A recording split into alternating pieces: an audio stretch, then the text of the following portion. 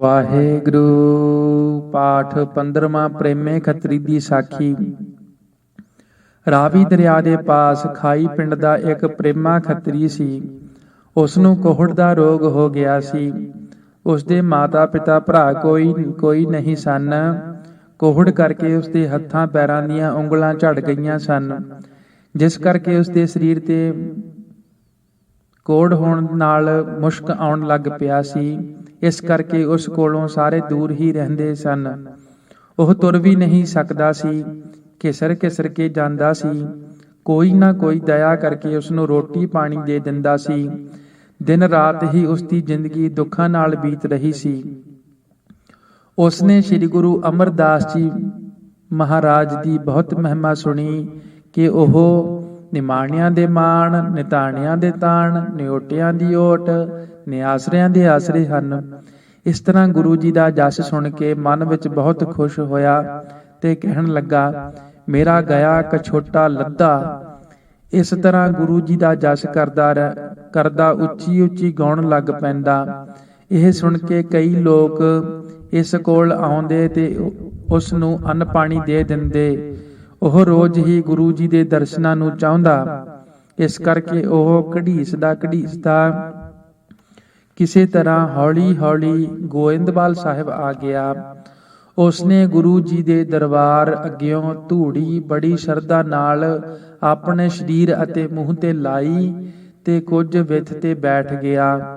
ਆਉਂਦੇ ਜਾਂਦੇ ਸਿੱਖ ਉਸ ਨੂੰ ਕਹਿੰਦੇ, ਕੁਸ਼ਤੀ ਗੁਰੂ ਜੀ ਦੇ ਦਰਸ਼ਨ ਨਹੀਂ ਕਰ ਸਕਦਾ। ਜੇ ਗੁਰੂ ਜੀ ਆਪ ਬੁਲਾਉਣ ਤਾਂ ਦਰਸ਼ਨ ਹੋ ਸਕਦੇ ਹਨ। ਉਹ ਕਹੇ, ਜੇ ਮੈਨੂੰ ਗੁਰੂ ਜੀ ਦੇ ਦਰਸ਼ਨ ਨਾ ਹੋਏ ਤਾਂ ਮੇਰਾ ਆਉਣਾ ਵਿਅਰਥ ਹੀ ਜਾਵੇਗਾ, ਪਰ ਮੈਂ ਬਿਨਾਂ ਦਰਸ਼ਨਾਂ ਤੋਂ ਇੱਥੋਂ ਨਹੀਂ ਜਾਵਾਂਗਾ।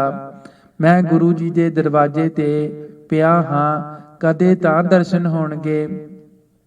ਉਹ ਉੱਚੀ ਉੱਚੀ ਧੁਨ ਨਾਲ ਇਉਂ ਗਾਉਂਦਾ ਰਹਿੰਦਾ, ਮੇਰਾ ਗਿਆ ਕਛੋਟਾ ਲੱਦਾ। ਉਸ ਦਾ ਗਾਉਣਾ ਕਈ ਸਿੱਖ ਖਲੋ ਕੇ ਸੁਣਦੇ ਤੇ ਉਸ ਨੂੰ ਮੁੜ ਮੁੜ ਕੇ ਗਾਉਣ ਵਾਸਤੇ ਕਹਿੰਦੇ। ਉਹ ਦਿਨ ਰਾਤ ਗੁਰੂ ਜੀ ਦੇ ਦਰਸ਼ਨਾਂ ਨੂੰ ਲੋਚਦਾ। ਆਉਂਦੇ ਜਾਂਦੇ ਸਿੱਖ ਉਸ ਤੇ ਤਰਸ ਕਰਕੇ ਉਸ ਨੂੰ ਅੰਨ ਪਾਣੀ ਦੇ ਦਿੰਦੇ। ਕੁਝ ਕੁ ਦਿਨ ਇਸ ਤਰ੍ਹਾਂ ਲੰਘ ਗਏ। ਇੱਕ ਦਿਨ ਸਿੱਖਾਂ ਨੇ ਗੁਰੂ ਜੀ ਨੂੰ ਕਿਹਾ, ਬਾਹਰ ਇੱਕ ਕੋਹੜੀ ਬਹੁਤ ਦਿਨਾਂ ਦਾ ਬੈਠਾ ਹੈ। ਉਹ ਇਹੀ ਗਾਉਂਦਾ ਹੈ, ਮੇਰਾ ਗਿਆ ਕਛੋਟਾ ਲੱਦਾ। ਸਾਨੂੰ ਇਹਦੀ ਕੋਈ ਸਮਝ ਨਹੀਂ ਲੱਗਦੀ। ਗੁਰੂ ਜੀ ਨੇ ਕਿਹਾ, ਉਹ ਜੋ ਗਾਉਂਦਾ ਹੈ ਅਸੀਂ ਜਾਣਦੇ ਹਾਂ। ਉਹ ਕਹਿੰਦਾ ਹੈ ਕਿ ਜਿਹੜਾ ਮੇਰਾ ਆਸਰਾ ਚਲੇ ਗਿਆ ਸੀ ਉਹ ਮੈਨੂੰ ਮਿਲ ਗਿਆ ਹੈ।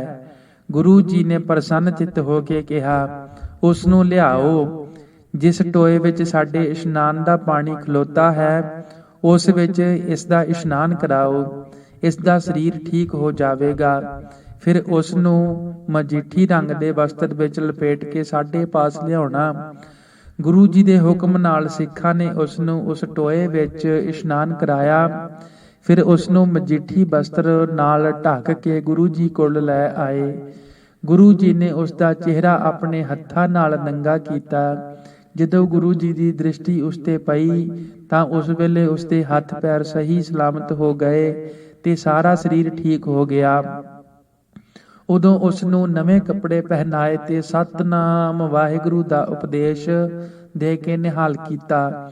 ਉਸ ਦਾ ਨਾਮ ਮੁਰਾਰੀ ਰੱਖ ਦਿੱਤਾ। ਗੁਰੂ ਜੀ ਨੇ ਦੀਵਾਨ ਵਿੱਚ ਸਿੱਖਾਂ ਨੂੰ ਕਿਹਾ, ਜਿਸ ਦੀ ਪੁੱਤਰੀ ਵਰਜੋਗ ਹੈ ਉਹ ਲਿਆ ਕੇ ਇਸ ਨੂੰ ਵਿਆਹ ਦੇਵੇ। ਉਸ ਦਾ ਲੋਕ ਪਰਲੋਕ ਸਫਲਾ ਹੋ ਜਾਵੇਗਾ। ਉਦੋਂ ਇੱਕ ਸ਼ੀਹਾਂ ਉੱਪਲ ਨਾਮ ਦੇ ਸਿੱਖ ਨੇ ਕਿਹਾ, ਗੁਰੂ ਜੀ ਮੇਰੀ ਕੰਨਿਆ ਵਰਜੋਗ ਹੈ, ਇਸ ਨਾਲ ਵਿਆਹ ਦਿਓ। ਇਹ ਆਖ ਕੇ ਉਹ ਆਪਣੀ ਘਰਵਾਲੀ ਕੋਲ ਗਿਆ, ਜਿਸ ਦਾ ਸੁਭਾਅ ਬਹੁਤ ਲੜਾਕਾ ਸੀ।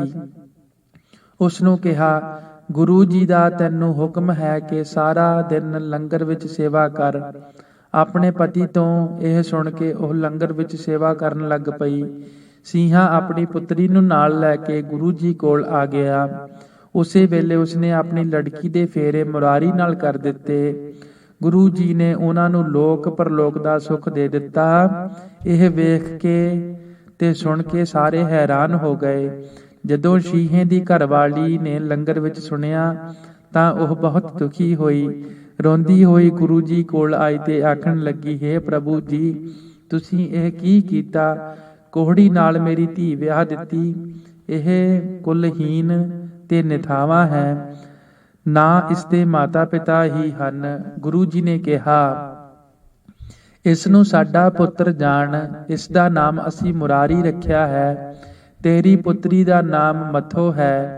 ਜਦੋਂ ਮਥੋ ਮੁਰਾਰੀ ਦਾ ਨਾਮ ਜਪਣਗੇ, ਜੋ ਮਥੋ ਮੁਰਾਰੀ ਦਾ ਨਾਮ ਜਪਣਗੇ, ਉਹਨਾਂ ਦੇ ਸਾਰੇ ਕੰਮ ਪੂਰੇ ਹੋ ਜਾਣਗੇ। ਇਹ ਦੋਵੇਂ ਹੀ ਵੱਡੇ ਭਾਗਾਂ ਵਾਲੇ ਹਨ, ਸਾਡੀ ਪ੍ਰੇਮਾ ਭਗਤੀ ਵਿੱਚ ਰੰਗੇ ਹਨ। ਸੀਹੇ ਦੀ ਘਰ ਵਾਲੀ ਗੁਰੂ ਜੀ ਤੋਂ ਇਸ ਤਰ੍ਹਾਂ ਦੇ ਵਰ ਸੁਣ ਕੇ ਉਹ ਚਲੀ ਗਈ। ਗੁਰੂ ਜੀ ਨੇ ਮਥੋ ਮੁਰਾਰੀ ਨੂੰ ਕਿਹਾ, ਤੁਸੀਂ ਆਪਣੇ ਘਰ ਜਾਓ, ਲੋਕਾਂ ਨੂੰ ਸਤਿਨਾਮ ਵਾਹਿਗੁਰੂ ਦਾ ਉਪਦੇਸ਼ ਦੇ ਕੇ ਸਿੱਖੀ ਦ੍ਰਿੜਾਓ। ਤੂੰ ਜਿਸ ਨੂੰ ਵੀ ਵਰ ਜਾਂ ਸ਼ਰਾਪ ਦੇਵੇਂਗਾ, ਉਹ ਤੇਰਾ ਵਚਨ ਪੂਰਾ ਹੋਵੇਗਾ। ਤੇਰੀ ਭਗਤੀ ਪੂਰੀ ਹੋ ਗਈ ਹੈ। ਜੋ ਤੇਰੇ ਨਾਲ ਮਿਲ ਜਾਵੇਗਾ, ਉਹ ਸੰਸਾਰ ਸਮੁੰਦਰ ਤੋਂ ਤਰ ਜਾਵੇਗਾ। ਗੁਰੂ ਜੀ ਨੇ ਉਸ ਨੂੰ ਲੋਕ ਪਰਲੋਕ ਦਾ ਸੁੱਖ ਦੇ ਕੇ ਪੂਜਨੀਕ ਬਣਾ ਕੇ ਵਿਦਾ ਕੀਤਾ। ਇਸ ਤਰ੍ਹਾਂ ਦੀਨਾਂ ਤੇ ਕਿਰਪਾ ਕਰਨ ਕਰਕੇ ਗੁਰੂ ਜੀ ਦਾ ਨਾਮ ਦੀਨ ਦਇਆਲ ਪ੍ਰਸਿੱਧ ਹੈ।